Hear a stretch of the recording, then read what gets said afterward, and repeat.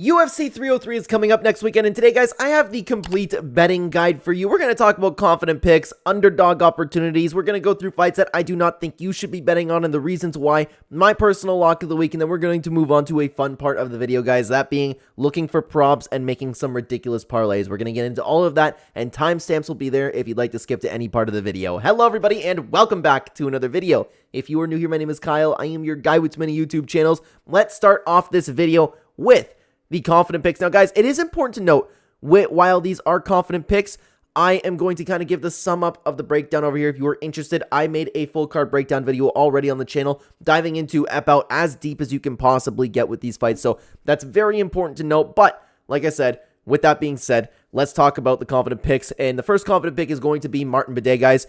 Long story short, Andrei Arlovski has looking old. He's aging every single time that we see him. And in particular, he looked way more age against Waldo Cortez Acosta than we've ever seen him.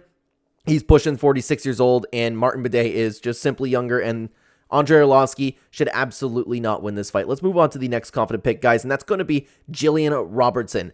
Same kind of reason. Michelle Waterson-Gomez is absolutely washed. Now, Jillian Robertson isn't some world beater, but Michelle Waterson is completely 1,000% washed, and she doesn't have anything in the fight game for her right now. I question her motivations to become champion again. She's probably just showing up for checks, and I don't know, man. Jillian Robertson at least comes up and she's in her prime. She's improving a little bit and she has a very dangerous ground game. So that's why I'm going to pick her to win. Now, let's talk about some underdog opportunities for you. Now, it is important to note, while these are underdog opportunities, they are not necessarily picks of mine to win the fight. I'm just saying, like, the whole point of this is if you're trying to throw your money towards underdogs, this wouldn't shock me to see an upset at all. And the first underdog opportunity is going to be Michael Venom Page.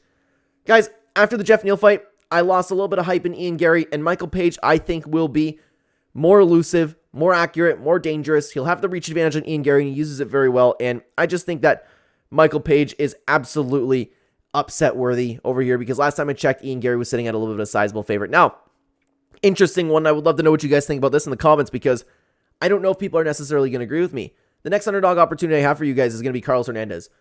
I just think he's a vastly underrated fighter. The problem being, of course, he has a hole in his grappling, but the dude's striking is something special from what we've seen so far. And I know he's had his hiccups in his MMA career, but he's taken on a guy who's coming to the UFC from the road to the UFC. I think it's a huge step up in competition against Carlos Hernandez. And for him to be the underdog that he is right now, I think that's absolutely crazy. Now, guys, continuing on, the next underdog opportunity I have for you is going to be Vinicius Oliveira. I believe this dude has potential to be at the top. In saying that's a big jump up in competition, but this dude is so violent, dangerous. He's shown that he has the will to win, and no matter what, when he is in there, he is doing everything he can to put you away. He is just a very dangerous man, and he can absolutely win the fight against Ricky Simón. So I would not be shocked if Vinicius Oliveira ended up getting the win there. Now, guys, let's talk about some fights that I believe that you should be avoiding, fights that I don't think you should be betting on. I'll give a very brief reason as to why. Now, main event and co-main event, a little bit of the same reason, but let's start off with the first. I think this is the first fight on the card. We have Charles Jourdain and Gene Silva. I don't think we know at this point where Gene Silva belongs in the division. Plus, I have been waiting for this dude to just absolutely get chinned because he's so overconfident, fights with his hands down, and kind of sticks his chin out there. It's worked out for him so far, but I could very well see this scenario happening. Gene Silva piecing up Charles Jourdain, throwing his hands down, getting confident, and getting head kicked. I can see that happening. But in long story short, I know I'm picking Charles, like I'm saying, like that means I kind of pick Charles Jourdain to win. Not necessarily. I just don't know where he belongs in the division. Charles Jourdain is a step up in competition. Gene Silva hasn't fought anybody of significance yet. So that's why I'm staying away from this personally. He's a great fighter. But I can see something getting really messed up over here. Now, next up, the fight that I don't believe you guys should be betting on is Joe Pyfer versus Marc-Andre Barriault. Joe Pyfer just took his first really bad loss. You got to worry about how a guy comes back after that. Plus, Marc-Andre Barriault, and I dive way deeper into this in the full card breakdown, guys. Marc-Andre Barriault, I'm worried about the damage that he's taken over his career because he's had two really strange performances for his career, so I don't know if he's aging, if he's taking a lot of damage. Plus, you got to worry about Joe Pyfer. Have we found new holes in his game with the leg kicks and kind of staying on the outside with a strong jab, or was it a one-off performance? I think we need to wait and see how Joe Pyfer shows up in this fight, and even if he shows up and looks like the Joe Pyfer that we all know, Marc-Andre Barriault can slug it out with him. So I don't know how this fight's going to go, and I believe you guys should stay away from it. Next fight that I don't believe you guys should be betting on is Cub Swanson versus Andre Fili. Long story short, two guys that are having a little bit of trouble in their careers. They both win one, they both lose one, and it's probably going to be a kickboxing match, and I'm not even sure who's going to get the upper hand in the kickboxing match. I think it's a very even fight, and that's really all there is to that one. Now, I want to talk about both the co-main event and the main event at the same time, both Brian Ortega and Diego Lopez and Alex Pereira versus Yuri Procházka. Both of these fights are extremely short notice replacements. That's pretty much it. Both of them are, and you don't know how anybody is really going to show up. So I don't believe both the co-main event and main event, with how short notice this actually is, you gotta worry about that. Now, guys, let's talk about lock of the week. The fighter on the card that I believe has the as close to 100% certainty of winning that you can get is going to be, unfortunately, a huge favorite, Peyton Talbot. This fight's right here for him to win. He's demolished. He's coming off of demolition of Cameron Simon, who I believe can be champion one day. And he's been looking great ever since we saw him in the Contender Series and even before.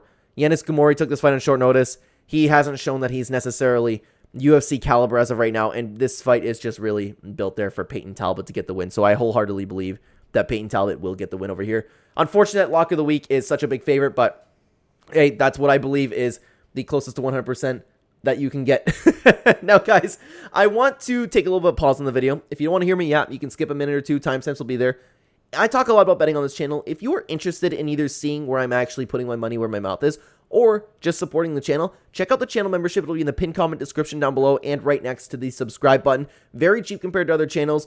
You can, like I said, every single Thursday or Friday, I will be posting a members-only video and a YouTube community post for members only, talking about my official bets, my confidence levels, all of that. So if you'd like to combine my knowledge of MMA with your own research, that's something that you can do, or you can just tail the bets, which I don't suggest you do, but I mean, you're more than welcome to. It's a crazy game we bet on, so combine it with your own research. Regardless, if you're looking to see where I'm putting my money where my mouth is, or just supporting the channel, you can check that out. Also, we use a beautiful tool over on the channel called OddsJam, and I will bring you to a little piece of it right now.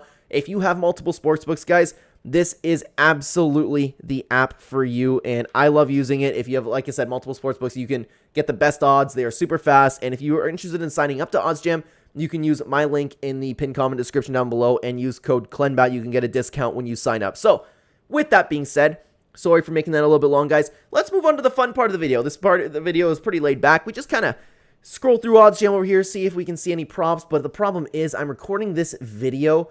It's probably going to be out on Sunday or Monday, probably Monday. I'm recording this last Thursday.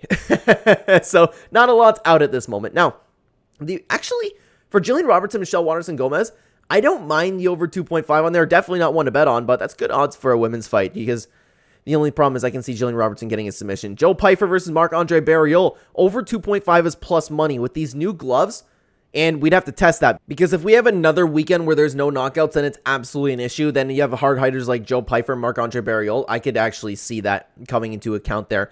Over 1.5 is shocking for Carlos Ulberg and Anthony Smith, because I can see Smith getting finished, but then again, he is a pretty tough guy. What else do we have over here? We're getting into the other card over here. So we have Mayweather Brino Silva and Macy Chia's son.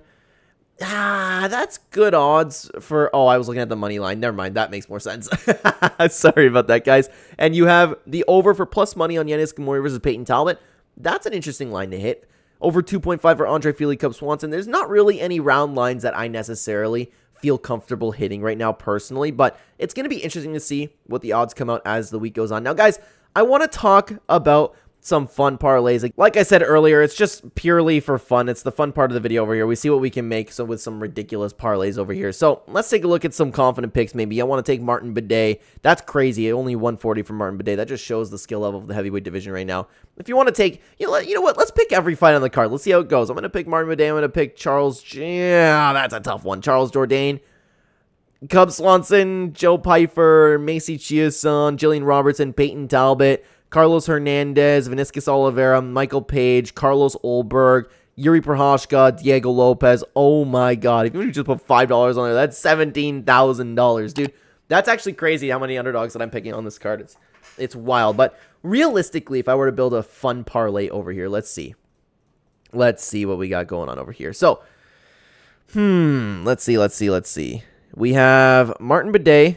Oh, man, there's not even ones that I really love picking over here. Like Jillian Robertson. Peyton Talbot will add nothing to it, so we're going to leave Peyton Talbot out. Michael Page. That's what I would consider doing if it was a parlay, just those three. But that's almost 5 times your money, which I don't mind at all. But if you want to talk about like just 2 underdogs together, like Yuri Procházka is sitting at a pretty good underdog at this moment, and I'm actually picking him to win the fight. Not confident at all, but even if you want to do like Macy Chia's son, I'm shocked that she's as much of an underdog, and Carlos Hernandez, that's like, there's a lot of good value this time around, but then again, all the favorites just come in and win. So I wish that I could put around with the round parlays over here. I don't know if they have it for the main event. Let's see. Yeah, they still don't have anything as of right now, but regardless, guys, it's going to be interesting what we can end up making over here. Maybe I'll have a really good fun parlay for you guys this time around. Thank you very, very much for coming to the video, everybody. If you are interested, check out the full card breakdown for the entire card right here. We dive so much deeper into the fights, guys. I will see you over there or in the next video. Take care.